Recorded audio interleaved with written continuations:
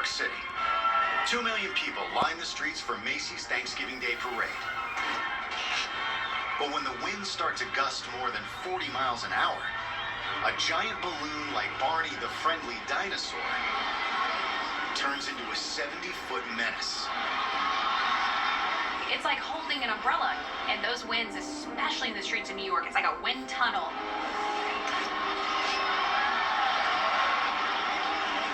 Imagine trying to hold on to something that has 14,000 cubic feet of helium in it and is huge. Wow, trying to get that thing under control had to have been a very, very difficult feat for those folks. Then, battered by a wind gust, Barney is impaled by a street lamp.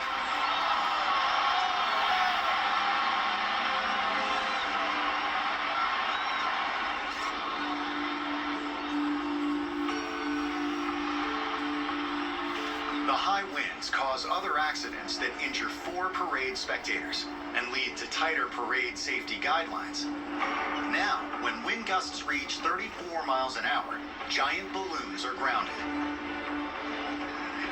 What's most important is recognizing that this can happen again, and let's make sure it doesn't.